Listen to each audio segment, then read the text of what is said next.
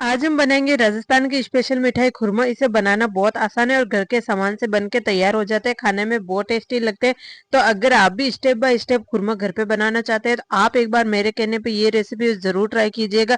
और अगर आपने एक बार घर पे खुरमा बना लिया तो गारंटी है मेरी, आप कभी भी मार्केट से नहीं खरीदेंगे, घर पे ही आसानी से बना के तैयार कर लेंगे। और जो घर पे चीजें बनती है उसका जो टेस्ट होता है वो बिल्कुल अलग होता है। हेलो। राजस्थानी रेखा की रसोई में आपका एक बार फिर से स्वागत है। आज मैं आपके साथ फिर से एक नई रेसिपी लेके आई हूँ। उम्मीद है आपको ये रेसिपी पसंद आएगी। अगर आपको ये रेसिपी अच्छी लगे तो लाइक करना, शेयर करना और आप मेरे चैनल पे नए हो तो चैनल को सब्सक्राइब करना, बेल आइकन भी दबा देना ताकि जब भी कोई नई वीडियो आए तो आपके पास नोटिफिकेशन आ जाए। तो चलिए शुरू करते हैं। आज हम बना रहे हैं राजस्थान के स्पेशल खुरमा। तो खुरमा बनाने के लिए यहाँ पे मैंने 500 ग्राम मैदा ले लिया है। और आपको जितनी क्वांटिटी में बनाना आप उस हिसाब से मैदा ले लीजिएगा। इसमें 2 चम्मच घी डाल देंगे। घी डालने के बाद इसे अच्छे से मिक्स कर लेना। आप चाहे तो घी को मेल्ट करके डाल सकते हैं। मैंने यहाँ पे जमा हुआ घी डाल दिया। बाद में इसे अच्छे से मिक्स कर लेंगे।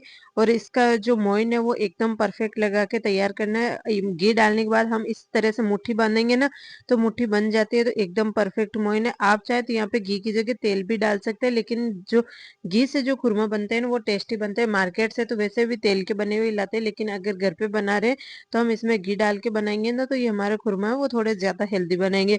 उसके बाद हम इसमें थोड़ा थोड़ा पानी डालते हुए एक सेमी सॉफ्ट सा आटा लगा के तैयार कर लेंगे। ध्यान रखना है कि आटे को ज्यादा टाइट नहीं करना है, सेमी सॉफ्ट सा आटा लगा के तैयार कर लेना। तो यहाँ पे आप देख सकते हैं कि मैंने यहाँ पे आटा है वो अच्छे से लगा के तैयार कर लिया। और यहाँ पे जो आटा है वो ज्यादा सख्त नहीं है, मीडियम आटा लगा के मैंने यहाँ पे तैयार किया। इसे हमें ढक के 10 मिनट के लिए रेस्ट के लिए छोड़ देना है, जिससे कि आटा है वो हमारा हल्का सा सॉफ्ट हो जाएगा। और इसे हमें ज्यादा मसलने की और ज्यादा गूंथने की जरूरत नहीं पड़ेगी। 10 मिनट बाद ही ऑटोमेटिकली सॉफ्ट हो जाता है। तो 10 मिनट हो चुके हैं। एक बार के लिए हम आटे को अच्छे से मसल लेते हैं और उसके बाद हम इसकी बड़ी बड़ी लोइयां बना के तैयार कर लेंगे। ध्यान रखना है कि इसकी लोई हमें छोटी नहीं बनानी है, मोटी लोई बना के तैयार करनी है। और इसे हम मोटा सा बेल के तैयार करेंगे, जिससे कि जो खुरमा का जो शेप है ना वो एकदम परफेक्ट आएगा। तो यहाँ पे मैं आधा किलो मैंने यहाँ पे मैदा लिया, तो उससे मैं 3 बड़ी बड़ी लोइयां बना के तैयार कर रही हूँ। अगर आपके पास जो चकला है वो छोटा है तो आप यहाँ पे लोई को थोड़ा सा छोटा कर सकते हैं, लेकिन इसकी जो थिकनेस है वो एकदम परफेक्ट हमें रखनी है। तो यहाँ पे मैंने सारी लोइयां बना के तैयार कर ली। अब हम एक चकला ले लेंगे, या फिर आप किचन स्लेब पे भी इसे बेलना चाहे तो उस पे भी बेल सकते हैं। हल्का सा मैदा इसके ऊपर डाल देंगे, जिससे कि बेलन के ऊपर वो मैदा वो हमारा चिपकेगा नहीं, आटा बिल्कुल भी नहीं चिपकेगा। और इसे एक अच्छी थिकनेस में बेल के तैयार कर लेना है। यहाँ पे आप देख सकते हैं कि किस तरह से मैं इसको बेल रही हूँ। और इसकी जो साइज है ना वो एकदम परफेक्ट होनी चाहिए। और यहाँ पे जो किनारे है अगर वो मोटे रह जाएंगे ना तो खुरमा का जो शेप है वो एकदम परफेक्ट नहीं आएगा। कई खुरमे वो मोटे हो जाएंगे और कई खुरमे पतले हो जाएंगे। तो इसीलिए किनारों से और बीच से इसे इक्वली बेल के तैयार कर लीजिएगा। तो यहाँ पे आप देख सकते हैं मैंने इसे अच्छे से बेल लिया। और अब मैं आपको यहाँ पे थिकनेस दिखा देती हूँ। इतनी थिकनेस इसकी होनी जरूरी है, नहीं तो आपके जो खुरमे है वो एकदम चपटे बनेंगे। तो ये आपको ध्यान रखना है। और उसके बाद हम खुरमा को कट कर लेंगे। आप चाहे तो नाइफ से काट सकते हैं, या फिर अगर आपके पास पिज्जा कटर अवेलेबल है तो उससे आप इसकी पतली पतली स्लाइस काट लीजिएगा। और जो आपको खुरमा की साइज रखनी है आप उस हिसाब से इसे कट कर सकते हैं। मैं यहाँ पे इनको रेक्टेंगल शेप में कर रही हूँ। अगर आप चाहे तो इसे स्क्वायर शेप में भी कट कर सकते हैं। राजस्थान में ये रेक्टेंगल शेप में ही मिलते हैं, लेकिन कई जगह पे इनको स्क्वायर शेप में भी काटा जाता है। तो यहाँ पे मैंने एक बैच है वो हमारा अच्छे से काट के तैयार कर लिया। और सारे खुरमे हमें इसी तरह से बेल के काट के तैयार कर लेना। और इसे मैं एक प्लेट में निकाल रही हूँ। और बाकी के खुरमे वो इसी तरह में बेल के और काट के तैयार कर लूंगी।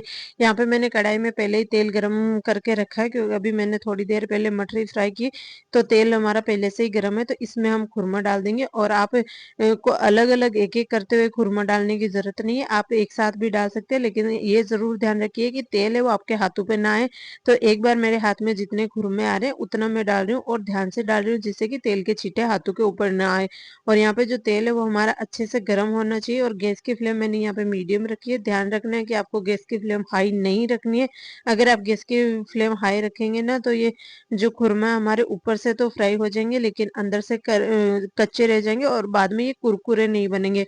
तो इसीलिए आपको ये जरूर से ध्यान रखना है। मैंने यहाँ पे गैस की फ्लेम मीडियम रखी है, और बीच बीच में हम इनको पलटते रहेंगे और अच्छे से गोल्डन ब्राउन होने तक इनको फ्राई कर लेना है। यहाँ पे मैंने लगभग 5 से 7 मिनट के लिए तो गैस की फ्लेम में मीडियम में ही रखी थी और बाद में थोड़ी देर के लिए हाई किया था, क्योंकि वो अंदर तक अच्छे से कुक हो चुके थे। बाद में लास्ट में थोड़ी देर के 1 से 1.5 मिनट के लिए मैंने गैस की फ्लेम हाई कर दी, जिससे कि खुरमा के ऊपर जो कोटिंग है ना वो अच्छे से ड्राई हो जाए और अच्छे से इसका जो कलर है ना वो एकदम गोल्डन ब्राउन आ जाए।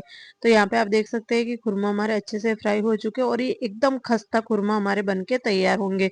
तो एक बैच मैंने यहाँ पे फ्राई करके निकाल लिया और इसे मैं डबल स्ट्रेनर से निकाल रही हूँ, ताकि इसमें ऑयल है वो बिल्कुल भी ना जाए। एक बार जिस स्ट्रेनर से निकाल रहे हैं और उसके बाद मैंने दूसरे स्ट्रेनर में इनको न, पलट दिया था, जिससे कि अगर थोड़ा बहुत अगर ऑयल रह भी जाए ना तो वो निकल जाए। एक बैच हमारा फ्राई हो चुका है। इसी तरह से हम बाकी के बचे हुए खुरमा भी फ्राई करके तैयार कर लेंगे। मैंने यहाँ पे एक बैच जब फ्राई हुआ ना तब तक बाकी के खुरमे वो बेल के काट के अच्छे से तैयार कर लिया था। तो मैं इनको प्लेट में नहीं निकाला था, तो सीधे डायरेक्ट ही डाल रही हूँ, इसीलिए एक एक करते डाल रही हूँ। और गैस की फ्लेम का आपको जरूर से ध्यान रखना है कि आपको गैस की फ्लेम हाई नहीं करनी है, मीडियम फ्लेम पे अच्छे से इनको फ्राई करना है। और जब जो ये खुरमे है ना उनका कलर चेंज होने लग जाए, हल्का सा ब्राउन होने लग जाए, उसके बाद आप थोड़ी देर के लिए गैस की फ्लेम हाई कर सकते हैं, ताकि ऊपर की कोटिंग है वो जल्दी से आ जाए। क्योंकि 5 से 7 मिनट में खुरमे है वो हमारे अंदर से तो अच्छे से फ्राई हो जाते हैं, लेकिन बाहर की कोटिंग उनकी ब्राउन नहीं होती। इसीलिए आप बाद में लास्ट में 1 मिनट से 1.5 मिनट के लिए आप गैस की फ्लेम हाई कर सकते हैं।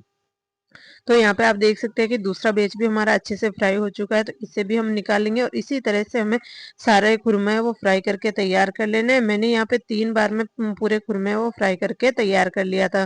तो खुरमा तो हमारे अच्छे से फ्राई हो चुका है और अब हम बनाते हैं इसके लिए चाशनी। तो मैंने यहाँ पे एक कढ़ाई ले ली है। कढ़ाई में हम डालेंगे 1.5 कटोरी चीनी। आपको जितनी क्वांटिटी में आप चीनी ले रहे हैं ना उसका आधा आपको पानी लेना है। तो मैंने यहाँ पे आधा किलो मैदा में 1.5 कटोरी चीनी लिए और उसमें 3/4 कटोरी पानी डाल देंगे। जितने चीनी उसका आधा पानी डालना है और उसके बाद गैस की फ्लेम ऑन कर देंगे। मैंने यहाँ पे गैस की फ्लेम ऑन कर दिया हाई फ्लेम पे और इसे मैं लगातार बीच बीच में चला भी रही हूँ। और साथ ही मैंने यहाँ पे फ्लेवर के लिए इलायची पाउडर डाल दिया। अगर आपको पसंद है तो आप डालिएगा, अगर आपको नहीं पसंद तो आप इसे स्किप कर सकते हैं। मैंने यहाँ पे गैस की फ्लेम हाई रखी है और बीच बीच में मैं इसे चला भी रही हूँ, ताकि तले में वो चीनी चिपके नहीं और जले नहीं। और इसकी हमें एक अच्छी सी गाढ़ी सी चाशनी बना के तैयार कर लेनी है। एक तार की चाशनी हमें चाहिए और जैसे जैसे आप चीनी को पकाते जाएंगे ना वैसे वैसे ये चाशनी वो गाढ़ी होती जाएगी। तो यहाँ पे आप इसकी देख सकते हैं थिकनेस कितनी हो गई है। और उसके बाद चम्मच से इस तरह से पटकेंगे ना तो लास्ट ड्रॉप में एक तार बनता है। और यहाँ पे देखिए मैं आपको हाथ पे भी चेक करके दिखा देती हूँ। इस तरह का जब तार बनने लग जाए तब हमें इसमें खुरमा ट्रांसफर करना है। ध्यान रखना है कि इसमें तार बनने चाहिए, उसके बाद ही आपको खुरमा इसमें ट्रांसफर करना है। अगर चाशनी में तार नहीं बन रहे और आपने इसमें खुरमा डाल दिया तो फिर आपके जो खुरमा है ना वो सॉफ्ट हो जाएंगे, खस्ता नहीं रहेंगे। इसीलिए आपको ये जरूर से ध्यान रखना है। खुरमा डालने के बाद मैंने यहाँ पे गैस की फ्लेम ऑन ही रखी है। 2 से 3 मिनट के लिए मैं गैस की फ्लेम ऑन रखनी है, ताकि ये चाशनी है वो गर्म रहे और अंदर तक खुरमा में चली जाए और बाद में हमें गैस की फ्लेम बंद कर देनी है। तो यहाँ पे आप देख सकते हैं कि चाशनी में अच्छे से जाग आना शुरू हो गया। तो इस टाइम मैंने यहाँ पे गैस की फ्लेम बंद कर दी है और अब हम इसे लगातार चलाते रहना, छोड़ना बिल्कुल नहीं है। तो जैसे जैसे ये जो चाशनी है ना वो सूखती जाएगी वैसे वैसे खुरमा के ऊपर है वो अपने चीनी की कोटिंग बनती जाएगी। तो यहाँ पे आप देख सकते हैं किस तरह से ये चाशनी है वो गाढ़ी होती जा रही है और खुरमा के ऊपर इनकी कोटिंग होती जा रही है। यहाँ पे मैंने गैस की फ्लेम बंद कर दी है और यहाँ पे आप देख सकते हैं कि ये जो चीनी है वो जमना शुरू हो गई है। तो इसीलिए आपको लगातार चलाते रहना है, ताकि खुरमे वो आपस में चिपके हुए ना रहे और इनके ऊपर अच्छे से कोटिंग आ जाए। और जैसे जैसे आप चलाते जाएंगे वैसे वैसे खुरमा के ऊपर कोटिंग आती जाएगी। तो यहाँ पे आप देख सकते हैं हल्का सा ये जो चीनी की कोटिंग है ना वो शुरू हो गए और आप इसे चलाते रहिएगा और बाद में आपको इसे निकाल देना है। यहाँ पे आप देख सकते हैं कि मुझे 3 से 4 मिनट हो गए और 3 से 4 मिनट में इस तरह से चीनी की कोटिंग आना शुरू हो जाएगी। यहाँ पे मैंने वीडियो को थोड़ा लंबा किया ताकि आपको समझ में आए कि आपको किस तरह से इसके ऊपर अच्छे से कोटिंग करनी है। अगर आप लगातार इसे नहीं चलाएंगे ना तो चीनी है वो जम जाएगी और जो आपके खुरमे हैं ना वो भी आपस में चिपक जाएंगे। इसलिए आपको जरूर से ध्यान रखना। और यहाँ पे आप देख सकते हैं अच्छे से खुरमा के ऊपर कोटिंग आ चुकी है और अब हम इनको सर्व कर लेंगे। आप चाहे तो इसे प्लेट में निकाल सकते हैं और मैं इसे सर्व कर रही हूँ। लीजिए तैयार है हमारे राजस्थान की स्पेशल खुरमा। उम्मीद है आपको ये रेसिपी पसंद आई होगी। अगर आपको ये रेसिपी अच्छी लगी हो तो वीडियो को लाइक करना, फैमिली एंड फ्रेंड सभी के साथ शेयर ज़रूर करना और मुझे कमेंट करके ज़रूर बताना कि आपको ये रेसिपी कैसी लगी और आगे आप कौन-सी रेसिपी देखना चाहते हैं उसके लिए भी आप मुझे कमेंट कीजिएगा ताकि मैं वो आपके साथ रेसिपी शेयर करूँगी। और आपने अभी तक मेरे चैनल को सब्सक्राइब नहीं किया है तो चैनल को सब्सक्राइब कर लीजिएगा और बेल आइकन भी दबा दीजिएगा ताकि जब भी कोई नई वीडियो आए तो आपके पास नोटिफिकेशन आ जाए। मिलते हैं फिर से एक नई रेसिपी के साथ।